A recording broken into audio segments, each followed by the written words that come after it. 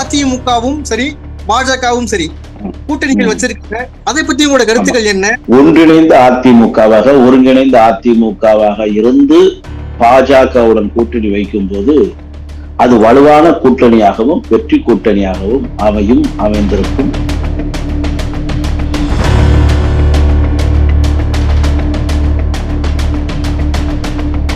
பழனிசாமியின் தரப்பிற்கு மாத்திரம் சின்னத்தை ஒதுக்க கூடாது என்கிற வழக்கு தேர்தல் ஆணையத்தில் நிலுவையில் இருக்கிறது.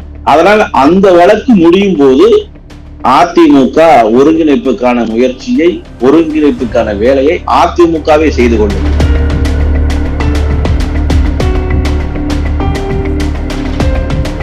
சார், எடப்பாடி அவர்களோட அழுத்தம் காரணமாக தான் இந்த மாதிரி நயினார் நாகேந்திரன் வந்திருக்காரு அப்படிங்கிற மாதிரி சொல்றாங்க. இதை பத்தி உங்களோட கருத்துக்கள் சார்? அண்ணாமலையை காலி செய்யணுங்கிற ஒரு அழுத்தத்தை கொடுத்து நயினார் நாகேனை கொண்டு வர வேண்டும்ங்கிற அளவிற்கு பழனிசாமி அவ்வளவு பெரிய பராக்கிரமசாலி இல்லை.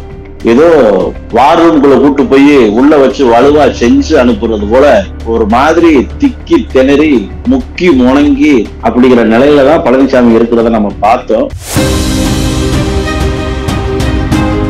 முன்னாள் அமைச்சர் ஜெயக்குமார் அவர்கள் பூட்டிய கதவு திறக்காது அப்படிங்கிற மாதிரி சொல்லியிருக்காரு. ஆனா இந்த பூட்டிய கதவுக்கு இப்ப யார்கிட்ட இருந்து சார் சாவி வந்துச்சு? ஜெயக்குமார் ஒரு அரசியலில் ஒரு காமெடி. பழனிசாமியே காலையில் ஒன்று பேசுவார், மாலையில் ஒன்றை செய்வார். முரண்பாட்டு மூட்டைகள் எல்லாம் ஒன்று சேர்ந்து ஒரு இயக்கத்தை நடத்துகிறார்கள். கண்டிப்பாக தொடர்ச்சியாக பழனிசாமி அவர்களுக்கும் செங்கோட்டையன் அவர்களுக்கும் சமீப காலமாக இந்த ஒரு கருத்துக்கள் முரண்பாடு இருந்துகிட்டே இருக்குல்ல சார், அதை எப்படி சார் கையாளுவாங்க? பழனிசாமி தொடர்ந்து தலைவராக பொதுச் செயலாளராக தொடர்ந்தால் அதிமுக அழிவை நோக்கி சென்று கொண்டிருக்கிறது. ஏன்னா லீடர்ஷிப் குவாலிட்டி அவர்கிட்ட இல்லை.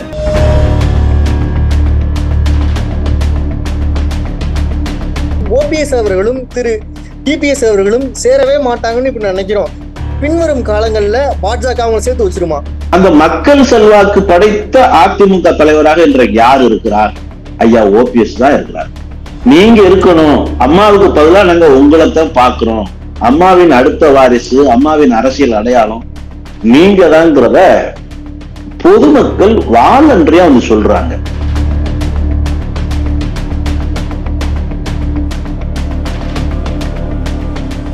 ஓபிஎஸ் அவர்கள் புதிதாக கட்சி தொடங்க போவதாகவும் எம்ஜிஆர் அம்மா மக்கள் முன்னேற்ற கழகம் அப்படிங்கிற மாதிரி ஒரு கட்சி எல்லாம் பேர் வச்சிருக்கதாகவும் சொல்றாங்க சார். இப்ப இவ்வளவு பிரச்சனை இருக்கும்போது ஏன் புதுசா ஒரு கட்சி தொடங்கணும்?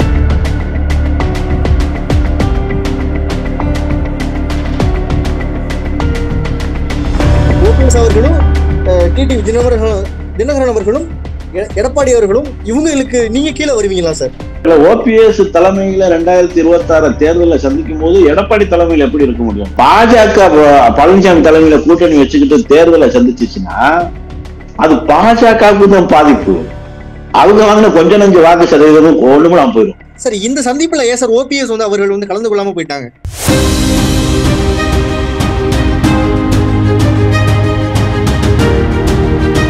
இரண்டாயிரத்தி 26 தேர்தல்ல ஓபிஎஸ் அணி எப்படி சார் செயல்படும்? எவ்வளவு ஸ்ட்ராங்கா செயல்படும்?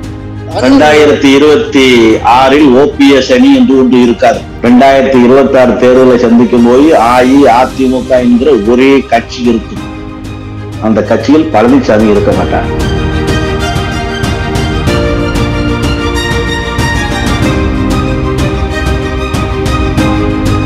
ஏசியா நெட் தமிழ் நேயர்களுக்கு வணக்கம். இன்றைய சிறப்பு நேர்காணலில் நம்மோடு இணைந்திருப்பது ஓபிஎஸ் அணியின் கொள்கை பரப்பு செயலாளர் கண்ணன்ஜி அவர்கள். வணக்கம் சார்.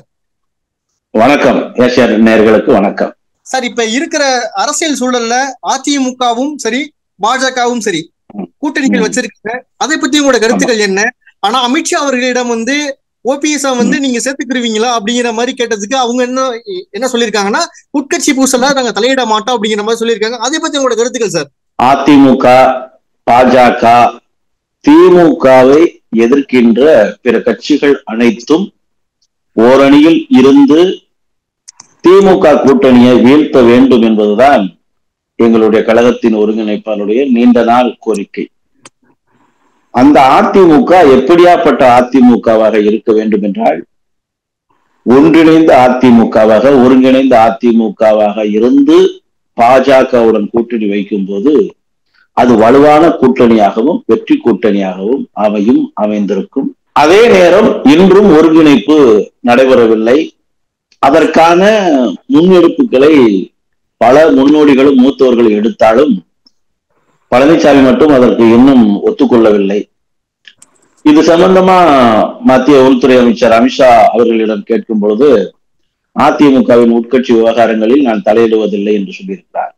ஆமாம், அதிமுக உட்கட்சி விவகாரங்களில் பாஜக தலையிட வேண்டிய தேவையில்லை. ஏனென்றால் அதிமுகவினுடைய வழக்கு, அந்த ஒருங்கிணைப்பாளர் இணை ஒருங்கிணைப்பாளர் சம்பந்தப்பட்ட வழக்கு இன்னும் நிலுவையில் இருக்கிறது சிவில் நீதிமன்றத்தில்.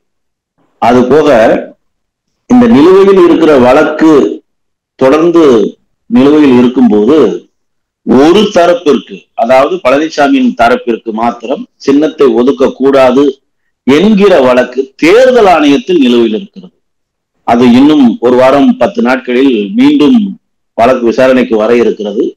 அதனால் அந்த வழக்கு முடியும் போது அதிமுக ஒருங்கிணைப்புக்கான முயற்சியை, ஒருங்கிணைப்புக்கான வேலையை அதிமுகவே செய்து கொள்ளும்.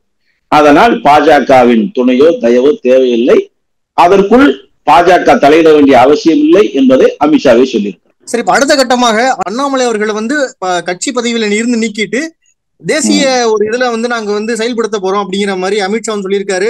கட்சி தலைமையா தான் சொல்லியிருக்கு. ஒருவேளை அண்ணாமலை அவர்கள் இல்லைன்னா பாஜகவின் நிலைமை எப்படி சார் இருக்கும்? இல்ல, எந்த தனிப்பட்ட நபரையும் நம்பி எப்பொழுதுமே பாஜக இருந்ததில்லை, அப்படி இருக்காது. அந்த கட்சியினுடைய கட்டமைப்பின் நோக்கமே சித்தாந்த அடிப்படையிலான கட்சி தான். அதனால தீனதயாள் உபாத்தியாயிலிருந்து ஆரம்பித்த கட்சி மாறி மாறி வந்தது. இந்தியா முழுக்க ஒரு பெரிய வளர்ச்சியை அத்வானி கொண்டு வந்தார். ஆனால் வாஜ்பாய் தான் பிரதமராக இருந்தார். அதற்கு பிறகு அத்வானிக்கான வாய்ப்பு வரும் என்று நினைத்துக் கொண்டிருக்கும் போது மோடி அவர்கள் பிரதமராக்கப்பட்டார். இப்படி பாஜக என்பது எந்த தனிப்பட்ட நபரையும் நம்பி இருக்காது. அதனால் அண்ணாமலையும் அதை நம்பி இருக்க தேவையில்லை. அதனுடைய கொள்கையும் அப்படி அல்ல. ஆனால் அண்ணாமலை திறமையானவர், அண்ணாமலை தகுதியானவர், அண்ணாமலை ஒரு தாக்கத்தை, பொலிட்டிக்கல் தாக்கத்தை தமிழகத்தில் ஏற்படுத்தி இருக்கிறார் என்பதை பாஜக தலைமை நன்கு உணர்ந்திருக்கிறது. அதனால் அவரை 3 ஆண்டுகள் அவர் பதவி காலம் நிறைவடைந்து மேலும் 1 ஆண்டுகள் அவர் தொடர்ந்தார். 4 ஆண்டுகள் பாஜகவினுடைய பதவி காலமே 3 ஆண்டுகள் தான். ஆனால் 4 ஆண்டுகள் அவர் கண்டினியூ செய்தார். அதனால் அவரை மத்திய பாஜகவுக்கு, தேசிய தலைமைக்கு கொண்டு வருவதற்கான வேலைகளையும் அவர்கள் செய்வார்கள், திறமையை பயன்படுத்துவார்கள். அண்ணாமலையும் திறமையானவர் தான். அதனால் பாஜக அந்த வேலையை செய்யும். சார், எடப்பாடி அவர்களோட அழுத்தம் காரணமாக தான் இந்த மாதிரி நயினார் நாகேந்திரன் வந்திருக்காரு அப்படிங்கிற மாதிரி சொல்றாங்க. இதை பத்தி உங்களோட கருத்துக்கள் சார்? பாஜகவிற்குள் தலையிட்டு அண்ணாமலையை காலி செய்ய வேண்டுங்கிற ஒரு அழுத்தத்தை கொடுத்து நயினார் நாகேனை கொண்டு வர வேண்டும்ங்கிற அளவிற்கு பழனிசாமி அவ்வளவு பெரிய பராக்கிரமசாலி இல்லை. அமித்ஷா அவர்களும் பழனிசாமியும் கூட்டணி ஒப்பந்தம் நிறைவடையும் போது பழனிசாமி முகத்தில் நல்ல, அதாவது மகிழ்ச்சியான எந்த செய்கையும் நம்ம பார்க்க முடியவில்லை. ஏதோ வார் ரூம்குள்ள கூட்டு போய் உள்ள வச்சு வலுவா செஞ்சு அனுப்புறது போல உள்ள நடந்ததை வெளியே சொல்லிடுறாரா அப்படிங்கிற மாதிரி தான் ஒரு மாதிரி திக்கி திணறி முக்கி முணங்கி எதையுமே சொல்லிடாத, அடிச்சு கூட கேட்பாங்க, அப்ப கூட சொல்லிடாத அப்படிங்கிற நிலையில தான் பழனிசாமி இருக்கிறத நம்ம பார்த்தோம். அதனால் உள்ளே என்ன நடந்தது அப்படிங்கிறது இன்னும் முழுமையாக வெளியில தெரியாத காரணத்தால் பழனிசாமி ஏதோ சிரமப்பட்டு கூட்டணி வைத்திருக்கிறார் அல்லது சிரமப்படாமல் இருப்பதற்காக கூட்டணி வைத்திருக்கிறார் என்று நாமும் நம்புகிறோம். முன்னாள் அமைச்சர் ஜெயக்குமார் அவர்கள் பூட்டிய கதவு திறக்காது அப்படிங்கிற மாதிரி சொல்லியிருக்காரு. ஆனா இந்த பூட்டிய கதவுக்கு இப்ப யார்கிட்ட இருந்து சார் சாவி வந்துச்சு? எந்த பூட்டிய கதவு? சிந்துவை வச்சு பூட்டின கதவா? அதுதான் திறக்காதா? நம்ம ஜெயக்குமார் ஒரு அரசியலில் ஒரு காமெடி. அதனால அவர் சொல்றதுக்கும் பழனிசாமி தலைமையில் இருக்கிற அதிமுகவில் செயல்படுவதற்கும் சம்பந்தமே இருக்காது. ஏனென்றால் பழனிசாமியே காலையில் ஒன்று பேசுவார், மாலையில் ஒன்றை செய்வார். முன்னுக்கு பின் முரணாய் பேசுவதும் முன்னுக்கு பின் முரணாய் செய்வதும் தான் இந்த வயகராக்களுடைய ஒட்டுமொத்த வேலை. அதனால்தான் அதிமுக மாபெரும் மக்கள் கழகம் இன்று மண்ணை கவ்வுகிறது, ஒரு தொடர் தோல்விகளை தொடர்ந்து சந்திக்கிறது. ஒரு புரட்சி தலைவர் புரட்சி தலைவிங்கிற மக்கள் சவாலுக்கு படித்த மகோன்னத தலைவர்கள் தலைமையேற்று நடத்திய கட்சி இன்றைக்கு நம்ம அண்ணாமலை அவர்கள் சொன்னது மாதிரி தற்கூரிகளும் தருதலைகளும் தான் தோன்றித்தனமாக பேசி அதிமுகவை அழிவு பாதைக்கு நோக்கி கொண்டு சென்று கொண்டிருக்கிறார்கள். யாராவது தலைமையை மதிக்கிறாங்களா? பழனிசாமி பேச்ச யாராவது கேட்கிறாங்களா? இல்ல முன்னாள் அமைச்சர்கள் பல பேர் உதயகுமார் கருத்தும் ஜெயக்குமார் கருத்தும் ஒத்து போதா? முனுசாமி கருத்தும் சண்முகம் கருத்தும் ஒத்து போதா? பழனிசாமி கருத்தும் வேலுமணி கருத்தும் ஒத்து போதா? ஆனால் முரண்பாட்டு மூட்டைகள் எல்லாம் ஒன்று சேர்ந்து ஒரு இயக்கத்தை நடத்துகிறார்கள். இராணுவ கட்டுப்பாடோடு இருந்த கட்சி இன்றைக்கு நெல்லைக்காய் மூட்டையை அவித்து விட்டால் என்ன விளைவை ஏற்படுத்துமோ அதுதான் அதிமுகவில் நடந்து கொண்டிருக்கிறது. வெட்கமாகவும் வேதனையாகவும் தான் இருக்கிறது. சார், கண்டிப்பாக தொடர்ச்சியாக பழனிசாமி அவர்களுக்கும் செங்கோட்டையன் அவர்களுக்கும் சமீப காலமாக இந்த ஒரு முரண்பாடு, கருத்துக்கள் முரண்பாடு இருந்துகிட்டே இருக்குல்ல சார், அதை எப்படி சார் அதை கையாளுவாங்க? இதுல அண்ணன் செங்கோட்டையன் அரசியல் அனுபவத்தை நிறைய பெற்றவர். எவ்வளவு வேதனைகள் இருந்தாலும் எவ்வளவு சோதனைகள் இருந்தாலும் தனக்குள்ளே போட்டு பூட்டத்தான் பார்ப்பார். உட்கட்சி விவகாரங்களை வெளியில் சொல்லாமல் தவிர்ப்பார். ஆனால் இன்றைக்கு இருக்கிற மீடியா இன்ஃபுளுயன்ஸ்ல வீட்டுக்குள்ள புருஷன் கொண்டாட்டிக்குள்ள என்ன நடக்குதுன்னு முதற்கொண்டு மீடியா தூக்கி வெளியே போட்டுருக்கு. அதனால பிரச்சனைகள் இல்லை பிரச்சனைகள் இல்லைன்னு செங்கோட்டையன் சொல்லி சென்றாலும் பிரச்சனைகள் இல்லை என்பதை சொல்லுவதே உங்களுக்கு ஒரு பிரச்சனை தானேங்கிற கேட்கக்கூடிய அளவிற்கு மீடியா தன்னுடைய இன்ஃபுளுயன்ஸ உள்ளுக்குள்ள கூட கொண்டு வர்றாங்க. அதனால பிரச்சனை இருக்கிறது, அதை மூடி மறைப்பதற்கு ஒன்றும் இல்லை. அதான் பழனிசாமி தலைமையில் தொடர்ந்து நீடித்தால், பழனிசாமி தொடர்ந்து தலைவராக பொதுச் செயலாளராக தொடர்ந்தால் அதிமுக அழிவை நோக்கி சென்று கொண்டிருக்கிறது. ஏன்னா லீடர்ஷிப் குவாலிட்டி அவர்கிட்ட இல்லை. அவர்கிட்ட லீடருக்கான குவாலிட்டியாக நம்ம புரட்சி தலைவர், இந்த இயக்கத்தினுடைய நிறுவன தலைவர் மக்கள் திலகம் சொல்லியிருக்கிறார்.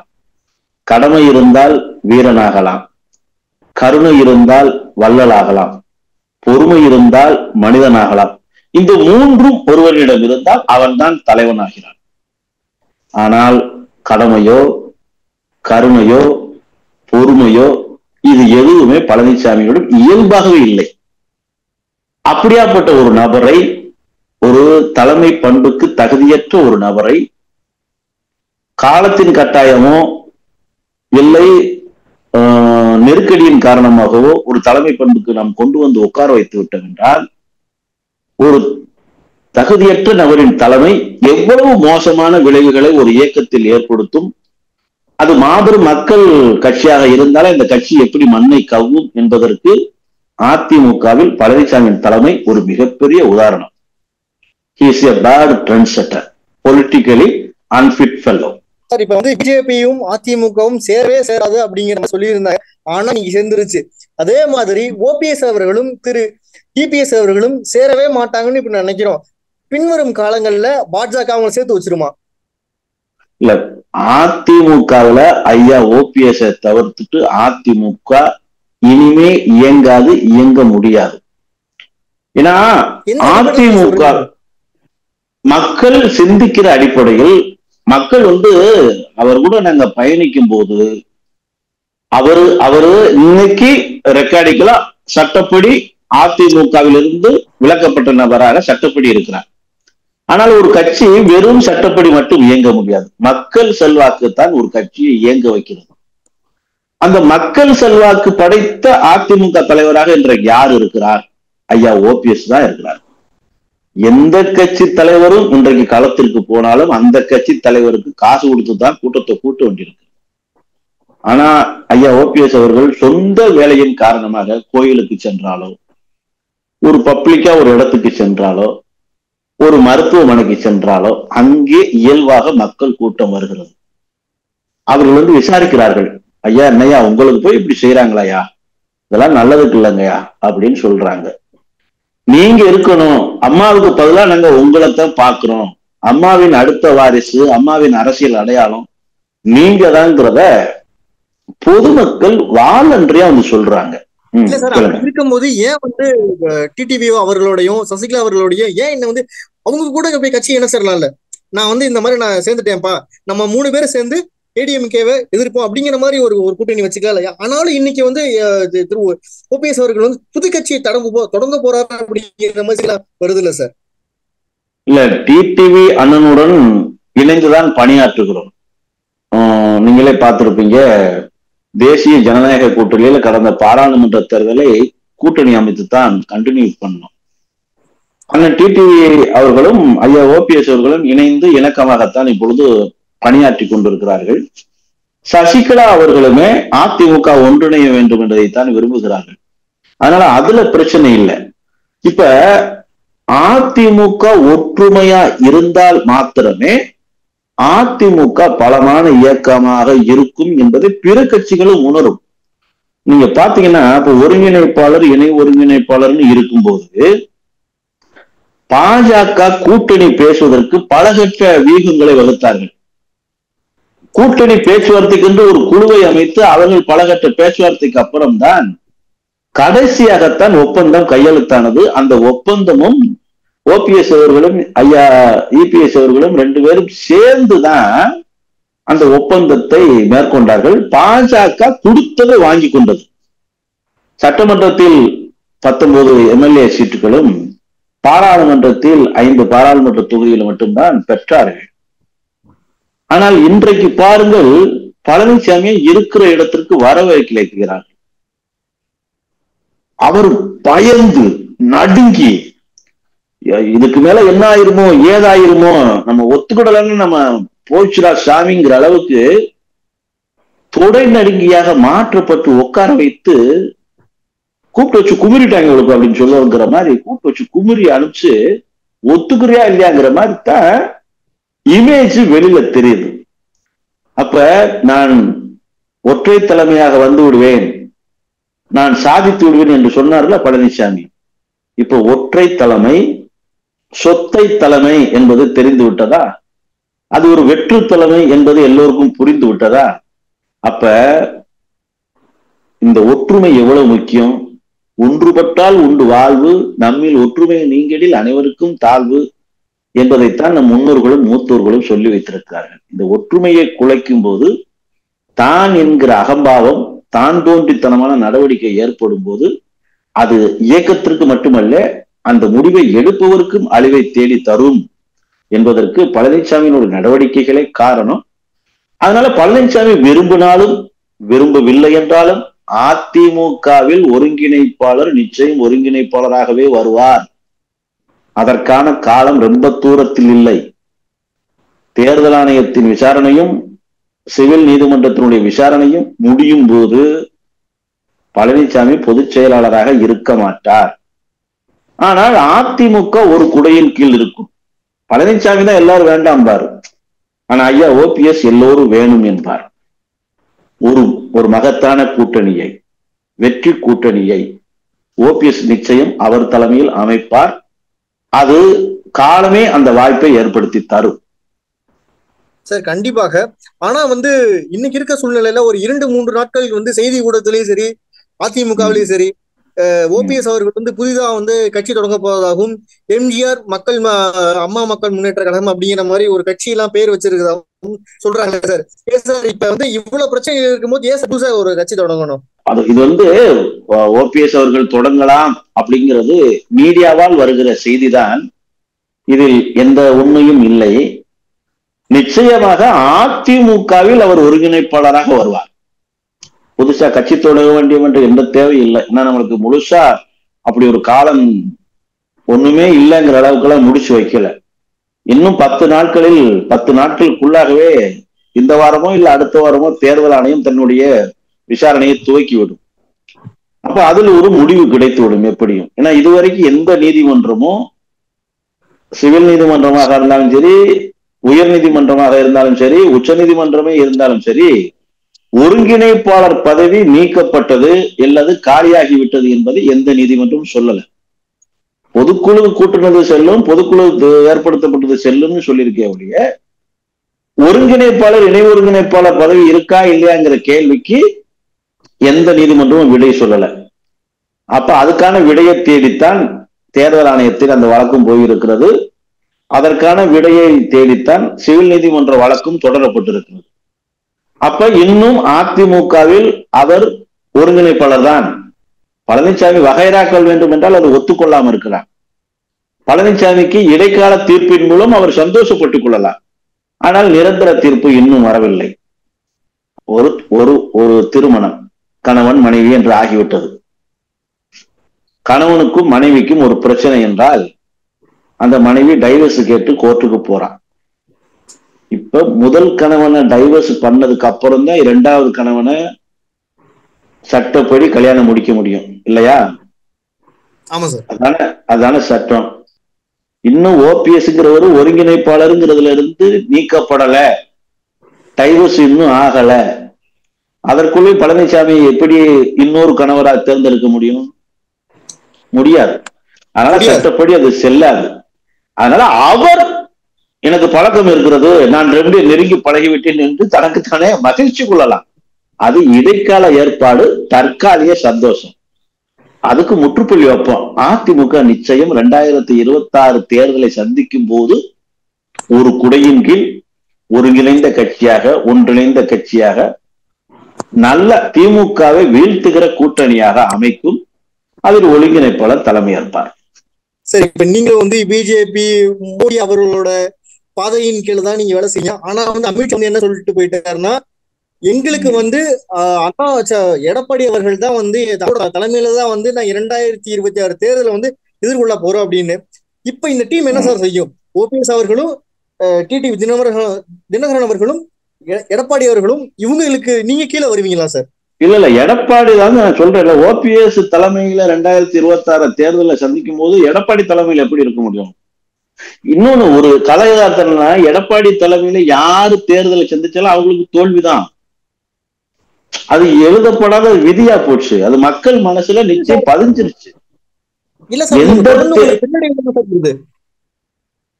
அதைத்தான் சொல்றேன். பழனிசாமியால ஒரு முன்னடைவையும் அதிமுக சந்திக்க போறதும் இல்ல. பழனிசாமி மக்களால் புறக்கணிக்கப்பட்ட ஒரு நபர். அவர் தலைமையில அமித்ஷாவே சொன்னாலும் சரி, ஆண்டவனே சொன்னாலும் சரி, பாஜக பழனிசாமி தலைமையில கூட்டணி வச்சுக்கிட்டு தேர்தலை சந்திச்சுச்சுன்னா அது பாஜகவுக்கு தான் பாதிப்பு. அவங்க வாங்கின கொஞ்சம் நஞ்சு வாக்கு சதவீதமும் ஒண்ணுமெல்லாம் போயிடும். ஒரு தலைவன் எப்படி, யாருக்கு ஓட்டு? நம்பிக்கை பெற்றவர்களுக்கு, மக்களின் நம்பிக்கையை முழுமையாக தன் பக்கம் ஈர்த்தவர்களுக்கு, மக்கள் விரும்புகிறவருக்கு தானே ஓட்டு விழுவான். முழுசா ஒருத்தனை வெறுத்து ஒதுக்குனதுக்கு அப்புறம் ஓட்டு விழுகுமா? அப்படி ஒரு நபரை பாஜகவை தலைமையை உட்கார வச்சு பாஜக மட்டும் ஓட்டு வாங்கிருமா? இன்னைக்கு இருக்கிற நிலைமையில எடப்பாடி தலைமைய, அதுவும் அதிமுக தலைமையா அவர் இருக்கிறதுனால அமித்ஷா சொல்லியிருக்கிறார். நாளைக்கு அதிமுக தலைமை மாறும்ல. நேற்று வரை அண்ணாமலை இருந்தார், இன்றைக்கு அண்ணாமலை மாறிவிட்டார். கூட்டணி மாறிடுமா என்ன? அது மாதிரி அதிமுகவுக்கும் பாஜகவுக்கும் தான் கூட்டணி. பழனிசாமிக்கும் அமித்ஷாவுக்கும் கூட்டணி கிடையாது. அப்ப அமித்ஷாவும் பாஜகல இருந்து மாறலாம், பழனிசாமியும் அதிமுகல இருந்து மாறலாம். ஆனால் கூட்டணிங்கிறது அதிமுகங்கிற ஒரு மாபெரும் மக்கள் இயக்கத்திற்கும் பாஜகங்கிற மத்தியில் ஆளும் ஒரு இயக்கத்துக்குமான கூட்டணி. அதுவும் மக்கள் விரும்புகிற கூட்டணியாக மாறணும். மாறுவதற்கான வேலையை செய்யணும். சும்மா எனக்கு பிடிச்சிருச்சு நான் கூட்டணி வச்சுக்கிட்டேங்கிறதுக்காக கூட்டணி வச்செல்லாம் மக்கள் ஓட்டு போட மாட்டாங்க. அப்ப திமுகவின் எதிர்ப்புகளை, திமுகவின் ஆட்சி நலங்கோலங்களை, நிர்வாக சீர்கேட்டை, சட்டம் ஒழுங்கு சீரழிவை மக்களிடம் கொண்டு சென்று மக்களுக்கு ஏற்படுகிற பாதிப்பை எடுத்து சொல்லி இந்த கூட்டணி வெற்றி கூட்டணியாக இருக்கும் என்பதை உணர வைத்து, புரிய வைத்து, இதெல்லாம் நீண்ட நெடிய வேலை. உடனே இன்றைக்கே நடந்து விடாது. கூட்டணி வைத்தவுடன் அப்படியே எல்லாம் தலைகளை மாறிடாது. இப்ப களத்தில் யதார்த்தத்தை புரிந்து பல வேலைகள் செய்யணும். அதனால பழனிசாமியை நம்பி இந்த கூட்டணி இருப்பதில்லை அப்படிங்கிறத என்னுடைய கருத்து. 2026 தேர்தல்ல அண்ணாமலை அவர்கள் மாநில தலைவரா இல்ல. ஏன்னா இவர் ஒரு 4 ஆண்டுகள் பிஜேபியோட ஒரு முகமா மாறி இருக்க, தமிழ்நாட்டோட முகமா மாறி இருக்காரு. இப்ப அவர் இல்லைங்கிற போது பாஜகவின் வாக்கு வங்கி குறையுமா சார்? அது கூடுமா குறையுமாங்கிறது அண்ணன் நயினார் நாகேந்திரன் அவர்களுடைய நடவடிக்கை கொடுத்தது. அண்ணாமலை ஒரு தாக்கத்தை ஏற்படுத்தி இருக்கிறார் என்பதில் மாற்று கருத்தே இல்லை. இளைஞர்களை ஈர்த்திருக்கிறார், அது உண்மைதான்.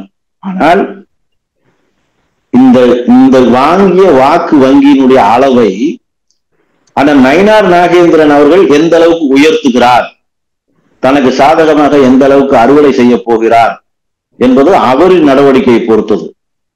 எப்பயுமே ஒன்றை சொல்லுகிறேன், பாஜக என்பது தனிப்பட்ட நபரை நம்பி இருக்காத கட்சி. எப்பொழுதுமே எந்த தனிநபருக்கும் அது முக்கியத்துவம் தருவதில்லை. அது குறிப்பாக மாநில தலைவர்களோ தேசிய தலைவர்களோ 3 ஆண்டுகளுக்கு ஒரு முறை மாறுதலுக்கு உட்பட்டவர்கள் தான். அது அந்த கட்சியினுடைய சட்டம், மாறிக்கிட்டே இருக்கும். பிரதமரா இருக்காரு, மோடி பிரதமரா இருக்கிறாரு, 2 முறை 3வது முறையும் அவர் தேர்ந்தெடுக்கப்பட்டிருக்கிறார் என்பது மக்கள் செல்வாக்க வைத்து அவர் தொடர்கிறார். அவர் முகத்திற்காக அவர்தான் தேசியத்திற்கு மட்டுமல்ல அகில உலகத்திற்குமான தலைவராக தன்னை காட்டியிருக்கிறார், நிரூபித்திருக்கிறார். உலக நாடுகளில் இந்தியாவுக்கு என்று ஒரு தாக்கத்தை ஏற்படுத்தியிருக்கிறார். அதனால் மக்கள் செல்வாக்கின் காரணமாக 3வது முறை அவர் தொடர்கிறார். மற்றபடி பாஜகவினுடைய சட்டமே, அந்த பைலாவே எந்த தனிப்பட்ட நபருக்கும் முக்கியத்துவம் கொடுத்து அவர் பின்னால் இயங்குவதில்லை.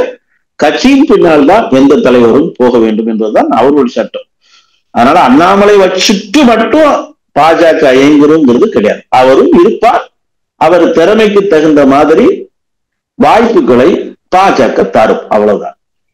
சரி, இந்த சந்திப்புல ஏன் சார் ஓபிஎஸ் அவர்கள் கலந்து கொள்ளாம போயிட்டாங்க? அமித்ஷா இந்த சந்திப்பு தேசிய ஜனநாயக கூட்டணி தலைவர்களுக்கான சந்திப்பு இல்லை. அமித்ஷா 2 தனிப்பட்ட நிகழ்ச்சியில் கலந்து கொள்வதற்காகவும் பழனிசாமியை பணி வைப்பதற்காக மட்டும்தான் வந்திருக்கிறார். மற்றவர்கள் எல்லாமே தேசிய ஜனநாயக கூட்டணியில் இருப்பவர்கள் தான். அதனால் பழனிசாமி தான் புதிய வரவு, நியூ கமர். அதனால பழனிசாமி சேர்த்திருக்கிறார். அவர் வேலை சிறப்பாகவே முடிந்தது. தேசிய ஜனநாயக கூட்டணி கட்சிகளுடைய தலைவர்களை சந்திப்பு கூட்டம் ஏற்படும் போது அன்றைக்கு ஐயா ஓபிஎஸ் அவர்கள், அண்ணன் டிடிவி அவர்கள், பிற கூட்டணி கட்சி தலைவர்கள் எல்லாம் கலந்து கொள்வார்கள். அப்படித்தான் அண்ணாமலை அவர்களும் சொல்லியிருக்கிறார், அண்ணன் நயினார் நாகேந்திரன் அவர்களும் சொல்லியிருக்கிறார். ஓபிஎஸ் அணியினருக்கும் இபிஎஸ் அணியினருக்கும் இடையில இந்த பாஜக சேர்த்து வைக்கிற ப்ராசஸ்ல இருக்கா அப்படிங்கிற மாதிரி மக்களோட ஒரு கேள்விகள்லாம் இருக்கு. அதை பத்தி உங்களோட கருத்துக்கள்? இல்ல ஓபிஎஸ் அணி இபிஎஸ் அணி எல்லாமே அதிமுக அணி தான், இன்க்ளூடிங் அண்ணன் தினகரன் ஆல்சோ. அவருமே அம்மா மக்கள் முன்னேற்ற கழகம் வைத்திருக்கிறாருன்னா அதிமுகவில இருந்து பிரிஞ்சு போன உறுப்பினர்களை வைத்து தானே அவர் கட்சி நடத்துறாரு. புதிய உறுப்பினர்களையோ புதிய இயக்கத்தையோ அவர் உண்டாக்கல. பழனிசாமியை பிடிக்காதவர்கள் அண்ணன் தினகரன் பக்கம் இருக்கிறார்கள். அதே மாதிரி பழனிசாமியை பிடிக்காதவர்கள் ஐயா ஓபிஎஸ் பக்கம் இருக்கிறார்கள். இவர்களுக்கெல்லாம் அதிமுக பிடிக்கலங்கிறது கிடையாது. சசிகலா அவர்களுக்கோ தினகரன் அவர்களுக்கோ ஐயா ஓபிஎஸ் அவர்களுக்கோ அண்ணன் செங்கோட்டையன் போன்றவருக்கோ அண்ணன் சைதத்துரைசாமி போன்றவர்களுக்கோ அதிமுக தான் வாழ்வளித்தது, அதிமுக தான் அடையாளப்படுத்தியது, அதிமுக தான் இவர்களுடைய சொத்து, அதிமுக தான் இவர்களுடைய சுகம். அதனால அதிமுக இருக்க வேண்டும், இயங்க வேண்டும், ஒற்றுமைப்பட வேண்டும், ஒருங்கிணைந்து இருக்க வேண்டும் என்பது எல்லோருடைய விருப்பம். இதற்கு முட்டுக்கட்டை போடுகிறவர், அதிமுகவுடைய முயற்சிகளுக்கெல்லாம் தடை இருக்கிறவர் பழனிசாமி தான். அதனால பழனிசாமியை அப்புறப்படுத்தணும் அப்படிங்கிற ஒரு சூழ்நிலை ஏற்பட்டாலும் அந்த விஷயத்தை செய்தாவது அதிமுகவை காக்கணுங்கிறத எல்லோருடைய நோக்கம். அதனால பழனிசாமி இருப்பையும் இல்லாமல் போவதையும் பழனிசாமியே முடிவு செய்து கொள்வார். ஒற்றுமைக்கு உடன்பட்டால் பழனிசாமி இருப்பார், உடன்படவில்லை என்றால் இல்லாமல் போவார்.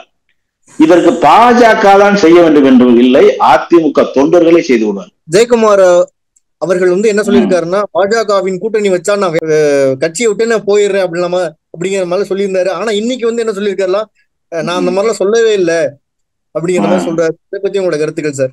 இந்த கருத்தை கேட்கும் போது உங்களுக்கு சிரிப்பு வருது இல்ல? அந்த ஜெயக்குமாரை நினைக்கும் போதே சிரிப்பு வரும். இவங்களை வச்சு நம்ம என்ன செய்யறது? நான் இந்த கட்சியில இருக்க மாட்டேன், பாஜக வந்து நான் தோத்ததுக்கே காரணம் அப்படிலாம் ஜெயக்குமார் சொல்லி இன்னைக்கு வலைத்தளங்கள்ல காட்சியாவே இருக்கு. என்னோட குடும்பம் வந்து திராவிட குடும்பம், என்னோட சுயமரியாதை விட்டுட்டு நான் வந்து விட்டு தர மாட்டேன். என்ன என்ன என்ன ஒரு சுயமரியாதையா? மவுண்ட் ரோடு வா, வீட்டாண்டவா, ரோட்டாண்டவா, நம்ம சித்துதானே நீ, அது பேர் சுயமரியாதையா? அதாவது அம்மா இருக்கும்போது இந்த மாதிரி வீட்டாண்டவா, ரோட்டாண்டவா, சிந்து புகழ் அப்படிங்கிற பேரெல்லாம் எடுத்திருந்தா இந்த திராவிட பாரம்பரியம் தெருவுல நின்றுக்கும். ஏதோ பழனிசாமி ஜெயக்குமாரோட மோசமான ஆளுங்கிறதுனால இந்த வண்டி ஓடுது. அதனால ஜெயக்குமார் வந்து முன்னுக்கு பின் முரணா பேசுவது இன்னைக்கு நேத்தா நடக்கு. அது ஒரு மைக் டைசன். மைக்க பார்த்தா எதை வேணாலும் பேசுறது, சிரிச்சுக்கிறது, தனக்குத்தானே சிரிச்சுக்கிறது, கக்கா பக்காங்கிறது. அதனால அது ஒரு அரசியல் நகைச்சுவை. அதோட நம்ம ரசிப்போம், ரசிச்சுக்கிடுவோம். நீங்களும் நிறைய ட்ரோல்ஸ்களை போட்டு மீம்ஸ்கள் கிரியேட் பண்ணி உலாவ விடுங்க சார்.